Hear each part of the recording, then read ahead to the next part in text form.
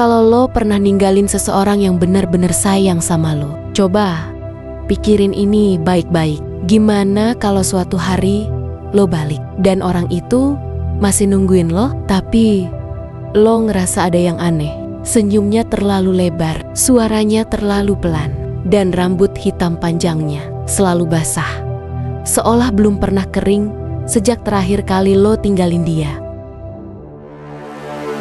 Selamat datang di cerita Adriana. Di sini kita nggak cuma cerita soal hantu, tapi tentang luka batin yang nggak pernah sembuh dan bagaimana penyesalan bisa jadi horor paling mengerikan.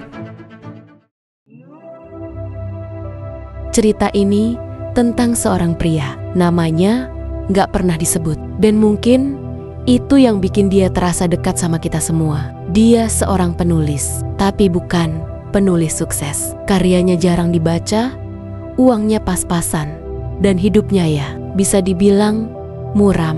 Tapi ada satu hal yang membuat hari-harinya terasa lebih ringan. Seorang istri perempuan sederhana, lembut, dan selalu setia menemaninya. Bahkan saat hidup mereka cuma bergantung dari kata-kata di kertas kusut. Tapi lo tahu kan, kadang manusia baru sadar berharganya sesuatu justru setelah semuanya terlambat.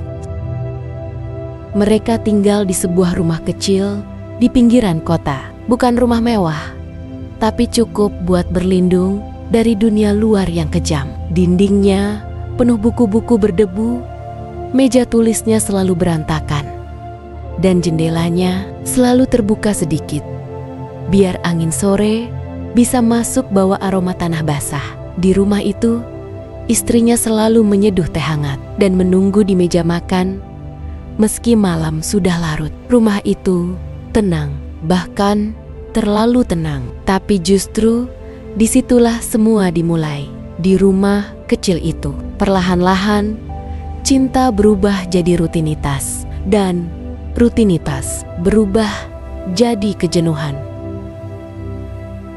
Awalnya semua masih terasa normal, tapi semakin hari ada hal-hal kecil yang mulai berubah. Suara langkah istrinya di dapur terasa makin berat. Teh hangat yang dulu manis sekarang rasanya hambar. Si pria mulai merasa seolah dia nggak benar-benar ada di rumah itu, kayak cuma numpang hidup di rutinitas yang dia ciptakan sendiri. Istrinya masih seperti biasa, tapi matanya nggak lagi menyala kayak dulu. Tatapannya kosong, senyumnya kaku, dan setiap malam dia hanya duduk diam menatap keluar jendela. Kadang si pria bangun tengah malam dan lihat istrinya berdiri di ujung lorong membelakanginya. Rambutnya yang panjang menjuntai sampai lantai, diam, enggak bergerak, seolah sedang menunggu sesuatu atau seseorang. Suatu malam, si pria pulang larut. Habis dari luar cari angin katanya. Rumah gelap, lampu dapur mati. Tapi di meja makan ada sepiring makanan yang masih hangat. Di atas piring itu ada sehelai rambut panjang, hitam, dan basah. Dia panggil istrinya, nggak ada jawaban. Tapi dari kamar dia dengar suara, bukan suara orang ngomong, tapi suara orang menangis pelan, seolah dipendam, seolah ditahan. Dan anehnya, dia nggak masuk kamar malam itu.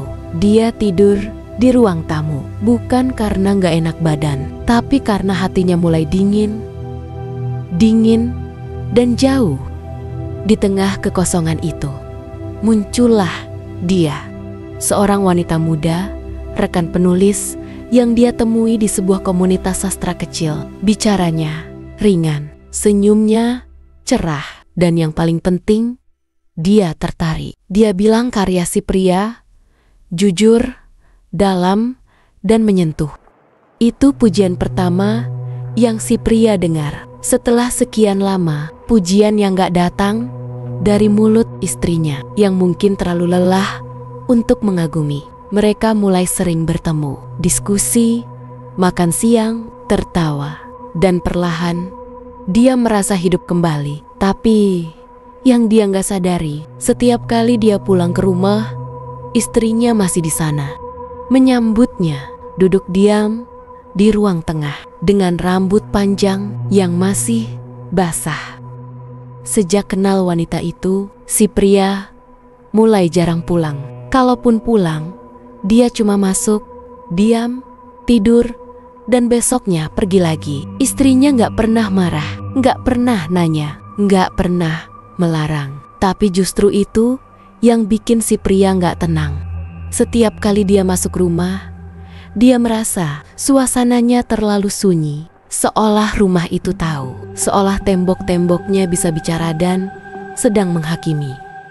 Di malam keempat, saat dia pulang dengan aroma parfum wanita lain masih melekat di bajunya, dia menemukan istrinya duduk di sudut ruang tengah, masih dengan senyum yang sama. Tapi matanya udah bukan mata orang yang patah, itu mata seseorang yang nunggu sesuatu. Dan akhirnya si pria mutusin buat pergi. Tanpa ribut, tanpa perpisahan dramatis. Dia cuma ninggalin surat di meja makan. Katanya dia butuh hidup baru. Katanya dia lelah. Katanya ini yang terbaik buat mereka berdua. Saat dia jalan keluar dari rumah itu, gak ada yang menghentikannya. Tapi di detik terakhir, dia nengok ke belakang. Dan di balik jendela, dia lihat sosok istrinya. Berdiri, diam, rambutnya tergerai panjang. Basah, menetes. Tapi dia gak menangis, gak marah, gak bicara. Cuma menatap dalam, kosong. Seolah mau bilang, gak apa-apa, tapi nanti lo bakal balik. Dan waktu itu gue masih di sini. Di awal-awal, hidup barunya terasa sempurna. Dia pindah ke apartemen kecil di pusat kota. Mulai nulis lagi, dan wanita itu selalu ada di sampingnya. Mereka tertawa, jalan-jalan, nonton film sampai pagi. Rasanya ringan, gak ada beban, gak ada kenangan. Si pria bahkan sempat berpikir, kenapa gue gak lakuin ini dari dulu ya? Dia mulai merasa seperti dirinya yang dulu, muda, bebas, dan bahagia. Tapi ada satu hal yang gak pernah benar-benar hilang. Rambut panjang, hitam, basah, kadang muncul di mimpinya. Kadang ada sehelai yang nempel di baju. Padahal dia gak tahu itu dari mana. Dan suatu malam, dia bangun dari tidur siangnya. Di cermin kamar mandi ada embun, seolah seseorang baru saja mandi air dingin di sana. Padahal dia tinggal sendirian. Seminggu kemudian, si pria mulai susah tidur. Setiap malam ada suara pelan dari dapur, kayak sendok yang jatuh atau keran yang menetes sendiri. Dia pikir itu cuma imajinasi, tapi besoknya cewek barunya bilang, "Kok kamu sekarang sering ngigau ya?"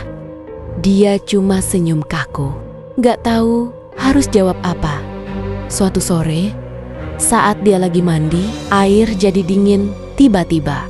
Dan di lantai kamar mandi ada helaian rambut hitam. Bukan satu, tapi puluhan. Panjang, lengket, dan terasa familiar. Malam berikutnya, pas dia buka kulkas, ada sepiring makanan, sama persis kayak yang dulu istrinya sering bikin. Sup jagung, telur rebus, dan teh manis hangat. Padahal dia nggak masak apa-apa. Dia nanya ke ceweknya, tapi ceweknya cuma bilang, "Aku nggak masak." Dan malam itu dia mimpiin istrinya duduk di meja makan, senyum, rambutnya menetes, tapi matanya kosong. Dan dari mulutnya cuma keluar satu kalimat, "Kamu belum benar-benar pergi." Beberapa hari kemudian, si pria mulai berubah. Mukanya pucat, matanya sayu, tulisannya macet, inspirasi hilang, dan ceweknya mulai ngerasa ada yang aneh. "Kamu kenapa sih?" katanya. Tapi si pria cuma bilang, "Aku capek, mungkin butuh waktu sendiri."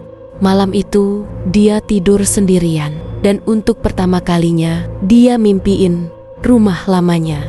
Dia jalan masuk ke ruang tamu. Semua barang di tempat yang sama, dinding, kursi, bahkan sapu yang masih bersandar di pojokan. Tapi suasananya kosong dan ada suara samar dari kamar. Suara air menetes perlahan. Dia buka pintunya pelan, dan di sana istrinya berdiri di bawah pancuran. Rambutnya panjang menutup seluruh wajahnya, dan tubuhnya menggigil. Saat si pria melangkah masuk, wanita itu berbalik. Mata mereka bertemu, tapi matanya bukan mata manusia lagi, dan dari mulutnya keluar suara serak yang dingin. "Kamu pikir ini cuma mimpi?" Besok paginya dia bangun dengan jantung berdetak kencang, tapi bukan karena mimpi. Di cermin kamar ada tulisan kabur. "Aku belum selesai." Dia lap buru-buru, tapi pas ngebuka pintu kamar mandi, air pancuran nyala sendiri. Lantai becek, dan di sana ada jejak kaki basah menuju ranjang. Dia mulai panik. Cewek barunya dia suruh pergi, tapi ceweknya cuma bingung. "Kamu kenapa sih? Rumah ini gak ada yang aneh kok." Tapi si pria tahu dia udah datang. Malam itu suara tetesan air makin jelas, bukan cuma dari kamar mandi, tapi dari balik pintu lemari. Pas dia buka, gelap, tapi baunya bau rambut basah, bau rumah lama. Dan di dalam lemari itu ada sesuatu bergerak pelan. Rambut hitam keluar duluan, menjuntai ke lantai, lalu tangan, lalu wajah pucat itu. Dia kabur keluar rumah, ke jalan, lari kayak orang gila. Tapi semua tempat terasa sama. Setiap kali dia berhenti, di sekitarnya selalu ada air. Di jalan, di kursi taman, di jendela mobil, dan rambut panjang selalu ada di mana-mana. Sampai akhirnya dia sadar dia nggak bisa lari, karena yang dia tinggalin bukan cuma orang, tapi janji. Dan janji selalu ditagih, walau dari dunia yang berbeda. Setelah pernikahan keduanya hancur, dia nggak tahu lagi mau kemana. Sampai akhirnya dia pulang ke satu-satunya tempat yang dulu pernah terasa seperti rumah. Rumah lamanya, tempat di mana istrinya dulu tinggal. Dan saat dia buka pintunya, wanita itu masih di sana. Dia nggak nanya apa-apa, nggak protes, nggak marah, hanya menyambut seolah dia memang tak pernah pergi. Hari-hari berjalan pelan. Si pria mulai terbiasa lagi dengan suara wanita itu di dapur, dengan rambut hitamnya yang panjang, dan cara dia duduk diam di ruang tengah, menatap kosong ke arah jendela. Tapi ada satu hal yang berubah.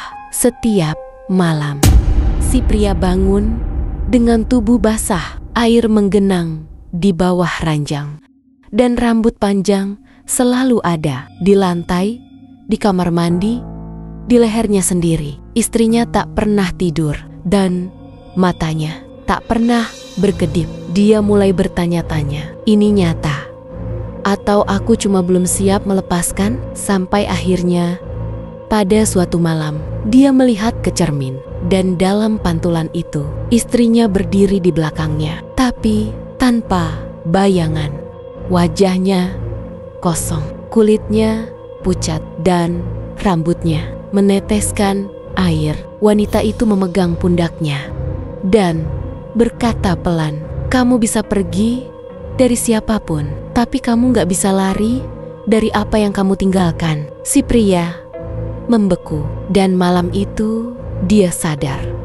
Selama ini, dia tidak tinggal bersama istrinya, tapi bersama hantu masa lalunya sendiri. Dan rumah itu bukan tempat untuk kembali, tapi tempat untuk dihukum. Kadang, yang paling sulit bukanlah melepaskan seseorang, tapi menerima bahwa kita telah menyakiti mereka, dan mereka tidak pernah benar-benar pergi karena beberapa rasa bersalah, memilih untuk tinggal dalam bayangan, dalam mimpi, atau dalam bentuk seseorang yang terus menatapmu dari balik pintu yang tak pernah kau tutup sepenuhnya. Ini bukan cerita tentang hantu, tapi tentang seseorang yang tak bisa memaafkan dirinya sendiri, sampai akhirnya dia dihantui oleh dirinya sendiri. Kalau kamu suka cerita seperti ini, jangan lupa like, subscribe, dan nyalakan loncengnya, biar kamu gak ketinggalan cerita-cerita yang mungkin lebih dekat ke hidupmu dari yang kamu kira. Gue, Adriana. Sampai jumpa di cerita berikutnya. Dan jangan lupa, kadang yang kamu kira sudah pergi cuma sedang diam, menunggu